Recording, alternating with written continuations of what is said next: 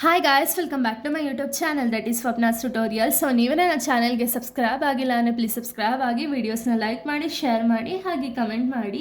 So ಇವತ್ತು ನಾನು ಮಾಡ್ತಿರೋ ಸಬ್ಜೆಕ್ಟ್ ಯಾವುದು ಅಂದರೆ ಸೆಕೆಂಡ್ ಸೆಮ್ BComನ HRM ಅನ್ನೋ ಒಂದು ಸಬ್ಜೆಕ್ಟ್ನ ಎಕ್ಸ್ಪ್ಲೈನ್ ಮಾಡ್ತಿದ್ದೀನಿ. ಸೊ ಅದರಲ್ಲಿ ಆಲ್ರೆಡಿ ನಾನು ತುಂಬ ಚಾಪ್ಟರ್ಸ್ಗಳನ್ನ ಮತ್ತು ತುಂಬ ಟಾಪಿಕ್ಸ್ಗಳನ್ನ ಎಕ್ಸ್ಪ್ಲೈನ್ ಮಾಡಿ ಅಪ್ಲೋಡ್ ಮಾಡಿದ್ದೀನಿ. ಯಾರ್ಯಾರೆಲ್ಲ ಆ ವೀಡಿಯೋಸ್ನ ನೋಡಿಲ್ವೋ ಒಂದು ಸತಿ ಆ ವೀಡಿಯೋಸ್ನ ನೋಡ್ಕೊಂಡು ಬಂದು ಈ ಒಂದು ವೀಡಿಯೋನ ನೋಡಿ, ಬಿಕಾಸ್ ನಿಮಗೆ ಒಂದು ಕಂಟಿನ್ಯೂಷನ್ ಅನ್ನೋದು ಪ್ರಾಪರಾಗಿ ಸಿಗುತ್ತೆ ಅನ್ನೋ ಒಂದು ರೀಸನಿಂದ. ಸೊ ಈ ಒಂದು ವಿಡಿಯೋದಲ್ಲಿ ನಾನು ಚಾಪ್ಟರ್ 5ನ ಎಕ್ಸ್ಪ್ಲೈನ್ ಮಾಡ್ತೀನಿ. ಯಾವುದಿದು ಚಾಪ್ಟರ್ 5 ಅಂದರೆ ಮೇಂಟೆನೆನ್ಸ್ ಫಂಕ್ಷನ್ ಆಫ್ HR ಅಂತ ಹೇಳಿ. ಸೊ ನಾನು ಪ್ರೀವಿಯಸ್ ವಿಡಿಯೋದಲ್ಲಿ ನಾನು ಆಲ್ರೆಡಿ ಈ ಒಂದು ಚಾಪ್ಟರ್ ರಿಲೇಟೆಡ್ ಟಾಪಿಕ್ಸ್ಗಳನ್ನ ಎಕ್ಸ್ಪ್ಲೈನ್ ಮಾಡಿ ಅಪ್ಲೋಡ್ ಮಾಡಿದ್ದೀನಿ.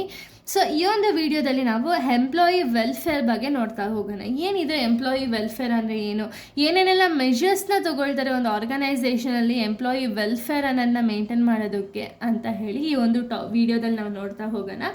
ಎಂಪ್ಲಾಯಿ ವೆಲ್ಫೇರ್ ಅಂದರೆ ಏನು ಅಂದರೆ it means facilities, services and benefit provided by the employers to improve the employee well being, comfort and quality life. ಅಂದರೆ ಏನು, ಎಂಪ್ಲಾಯಿ ವೆಲ್ಫೇರ್ ಅಂದರೆ ಏನು ಅಂದರೆ ಇದೊಂದು ಸರ್ವಿಸಸ್ ಅಥವಾ ಫೆಸಿಲಿಟೀಸ್ ಅಥವಾ ಬೆನಿಫಿಟ್ಸ್ ಅಂತ ಹೇಳಿ ಕರಿತೀವಿ. ಓಕೆನಾ. ಇದನ್ನು ಯಾರು ಪ್ರೊವೈಡ್ ಮಾಡ್ತಾರೆ ಅಂದರೆ ಆರ್ಗನೈಸೇಷನ್ ಅಥವಾ ಓನರ್ಸ್ ಏನು ಮಾಡ್ತಾರೆ ಅಂದರೆ ಎಂಪ್ಲಾಯೀಸು ಒಂದು ಕಂಫರ್ಟ್ ಆಗಿರೋದಕ್ಕೆ, ಒಂದು ಆರ್ಗನೈಸೇಷನಲ್ಲಿ ಕಂಫರ್ಟ್ ಆಗಿರೋದಕ್ಕೆ, ಹಾಗೆ ಒಂದು ಕ್ವಾಲಿಟಿ ಆಫ್ ಲೈಫ್ನ ಲೀಡ್ ಮಾಡೋದಕ್ಕೆ ಏನೇನೆಲ್ಲ ಫೆಸಿಲಿಟೀಸು ಅಥವಾ ಸರ್ವಿಸಸ್ ಅಥವಾ ಏನೇನೆಲ್ಲ ಬೆನಿಫಿಟ್ಸ್ನ ಎಂಪ್ಲಾಯಿಗೆ ಅಂತ ಹೇಳಿ ಕೊಟ್ಟಿರ್ತಾರಲ್ಲ, ಆ ಬೆನಿಫಿಟ್ಸ್ನೆಲ್ಲ ನಾವು ಎಂಪ್ಲಾಯಿ ವೆಲ್ಫೇರ್ಗೋಸ್ಕರ ಏನೇನೆಲ್ಲ ಕೊಟ್ಟಿರ್ತಾರಲ್ಲ ಅದನ್ನು ನಾವು ಎಂಪ್ಲಾಯಿ ವೆಲ್ಫೇರ್ ಅಂತೀವಿ. ಅಂದರೆ ಏನು, ಯೂಶ್ವಲಿ ಇವಾಗ ಯಾವ್ದಾದ್ರು ಒಂದು ಆರ್ಗನೈಸೇಷನ್ಗೆ ಹೋಗ್ತಿದ್ದೀವಿ ಅಂದರೆ, ಆರ್ಗನೈಸೇಷನ್ ಅಥವಾ ಯಾವ್ದಾದ್ರು ಒಂದು ಕಂಪ್ನಿಗೆ ಹೋಗ್ತಿದ್ದೀವಿ ನಾವು ಅಂದರೆ, ಆ ಕಂಪ್ನೀಲಿ ನಮಗೆ ಬೇಸಿಕ್ ಫೆಸಿಲಿಟೀಸು ಕೂಡ ನಮಗೆ ಸಿಕ್ಕಿಲ್ಲ ಅಂದಾಗ ನಾವು ಯೂಶ್ವಲಿ ಆ ಕಂಪ್ನೀಲಿ ವರ್ಕ್ ಮಾಡೋದಕ್ಕೆ ಇಷ್ಟಪಡ್ತೀವ? ಇಲ್ಲ ಅಲ್ವಾ. ಸೊ ಎಕ್ಸಾಂಪಲ್ ಏನು, ಇವಾಗ ಮೆಡಿಕಲ್ ಫೆಸಿಲಿಟಿನೋ ಅಥವಾ ನಮಗೆ ಕ್ಯಾಂಟೀನ್ ಫೆಸಿಲಿಟಿನೋ ಅಥವಾ ಏನಾದ್ರು ಒಂದು ಸೇಫ್ಟಿ ಮೆಷರ್ಸ್ ನಮಗೆ ಬೇಕೇ ಬೇಕಲ್ವ, ಒಂದು ಕಂಪ್ನಿಲಾಗಿರ್ಬೋದು ಅಥವಾ ಆರ್ಗನೈಸೇಷನಲ್ಲಿ ಆಗಿರ್ಬೋದು.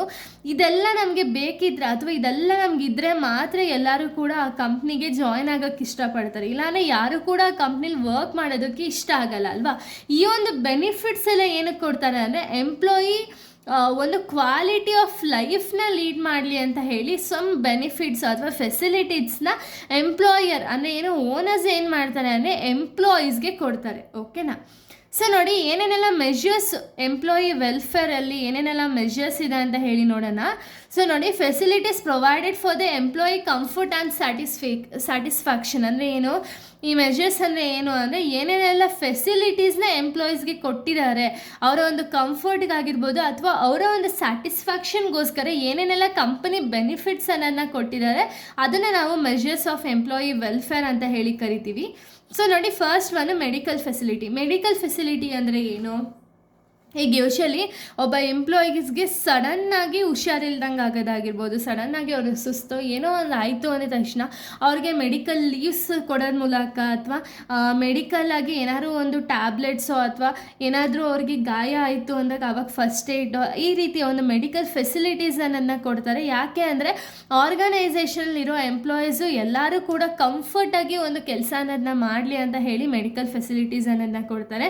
Next canteen facility. Canteen facility ಅಂದರೆ ಏನು, ಇವಾಗ ತುಂಬ ಜನ ವರ್ಕರ್ಸ್ ಏನು ಮಾಡ್ತಾರೆ ಅಂದರೆ ತುಂಬ ದೂರದಿಂದ ಬರ್ತಾರೆ, ಅವರಿಗೆ ಫುಡ್ ಅನ್ನೋದನ್ನ ಅಲ್ಲಿಂದ ತರೋದಕ್ಕಾಗಲ್ಲ. ಸೊ ಅದಕ್ಕೆ ಏನು ಮಾಡ್ತಾರೆ, ಕ್ಯಾಂಟೀನ್ ಫೆಸಿಲಿಟೀಸ್ನ ಕೊಡೋದ್ರಿಂದ ಏನಾಗುತ್ತೆ ಅಂದರೆ ಅವ್ರಿಗೆ ಯಾವಾಗ ಬೇಕೋ ಅವಾಗ ಹೋಗಿ ಕ್ಯಾಂಟೀನ್ಗೆ ಹೋಗಿ ಊಟ ಮಾಡ್ಬೋದು. ಸೊ ಅದರಿಂದ ಏನಾಗುತ್ತೆ ಅಂದರೆ ಅವರ ಒಂದು ಹೆಲ್ತ್ ಏನಿದೆಯಲ್ಲ, ಹೆಲ್ತ್ ಮೆಷರ್ಸ್ ಅನ್ನೋದನ್ನ ಪ್ರಾಪರಾಗಿ ಮೇಂಟೈನ್ ಮಾಡೋದಕ್ಕಾಗುತ್ತೆ. ನೆಕ್ಸ್ಟ್ ಹೌಸಿಂಗ್ ಫೆಸಿಲಿಟಿ ಅಂದರೆ ಏನು, ಇವಾಗ ತುಂಬ ಜನ ತುಂಬ ಕಡೆಯಿಂದ ಬರ್ತಾರೆ. ಇವಾಗ ವೈಟ್ ಫೀಲ್ಡಲ್ಲಿರೋರು ಇವಾಗ ವಿಜಯನಗರಕ್ಕೆ ಬಂದು ವರ್ಕ್ ಮಾಡ್ತಾರೆ ಅಂದರೆ ಅವ್ರಿಗೆ ತುಂಬ ಕಷ್ಟ ಆಗುತ್ತೆ ಅಲ್ವಾ. ಸೊ ಅವಾಗ ಏನು ಮಾಡ್ತಾರೆ, ಇವ್ರ ಕಡೆಯಿಂದನೇ ಹೌಸಿಂಗ್ ಫೆಸಿಲಿಟೀಸ್ ಅನ್ನೋದನ್ನ ಕೊಡ್ತಾರೆ ಅಥವಾ ಹೌಸಿಂಗ್ ಅಲೋವೆನ್ಸಸ್ ಅನ್ನೋದನ್ನ ಕೊಡ್ತಾರೆ. ಸೊ ಇದರಿಂದ ಏನಾಗುತ್ತೆ, ಎಂಪ್ಲಾಯೀಸು ತುಂಬ ದೂರದಿಂದ ಟ್ರಾವೆಲಿಂಗ್ ಮಾಡೋ ಬದಲು ಅವ್ರೇನು ಮಾಡ್ಬೋದು ಅಂದರೆ ನಿಯರ್ ಬೈ ಅಲ್ಲಿರುವಂಥ ಒಂದು ಹೌಸಿಂಗ್ ಫೆಸಿಲಿಟಿ ಅಥವಾ ಹೌಸಿಂಗ್ ಒಂದು ಫೆಸಿಲಿಟೀಸ್ನ ಯೂಸ್ ಮಾಡಿಕೊಂಡು ಅವರು ನಿಯರ್ ಬೈ ವರ್ಕ್ ಅನ್ನೋದನ್ನ ಮಾಡ್ಬೋದು. Next transportation facility. ಇದು ಕೂಡ ತುಂಬ ಲಾಂಗ್ ಡಿಸ್ಟೆನ್ಸಲ್ಲಿ ಬರುವಂಥ ಒಂದು ಎಂಪ್ಲಾಯೀಸ್ಗೆ ಒಂದು ಈಸಿ ಆಗಲಿ ಅಂತ ಹೇಳಿ ಟ್ರಾನ್ಸ್ಪೋರ್ಟೇಷನ್ ಫೆಸಿಲಿಟೀಸ್ ಅನ್ನೋದು ಕಂಪ್ನಿಯವ್ರು ಪ್ರೊವೈಡ್ ಮಾಡ್ತಾರೆ. Next educational facility. Educational facility ಅಂದರೆ ಏನು, ಈಗ ಎಕ್ಸಾಂಪಲ್ ಯಾರೋ ಒಬ್ಬ ವ್ಯಕ್ತಿ ಡಿಗ್ರಿ ಮಾಡ್ತಿರ್ತಾರೆ ಅಂದ್ಕೊಳ್ಳಿ, ಇವ್ರು ಬಂದುಬಿಟ್ಟು ಮಾಸ್ಟರ್ಸ್ ಮಾಡಬೇಕಾಗಿರುತ್ತೆ ಅಂದರೆ ಪೋಸ್ಟ್ ಗ್ರ್ಯಾಜುಯೇಷನ್ ಅನ್ನೋದನ್ನ ಮಾಡಬೇಕಾಗಿರುತ್ತೆ. ಬಟ್ ಏನು ಅಂದರೆ ಇವರ ಒಂದು ಫೈನಾನ್ಷಿಯಲ್ ಸಿಚುಯೇಷನ್ ಅನ್ನೋದು ಸ್ವಲ್ಪ ಟಫ್ ಇರುತ್ತೆ ಅನ್ನೋ ಒಂದು ರೀಸನ್ಗೆ ಅವ್ರೇನು ಮಾಡ್ತಾರೆ ಅಂದರೆ ವರ್ಕ್ ಮಾಡಿಕೊಂಡು ಅದ್ರ ಜೊತೆಗೇ ಒಂದು ಮಾಸ್ಟರ್ಸ್ ಅನ್ನೋದನ್ನ ಮಾಡ್ತಿರ್ತಾರೆ. ಸೊ ಈ ಆಪರ್ಚುನಿಟಿನೂ ಕೂಡ ಕಂಪ್ನಿಯವರು ಪ್ರೊವೈಡ್ ಮಾಡ್ತಿರ್ತಾರೆ.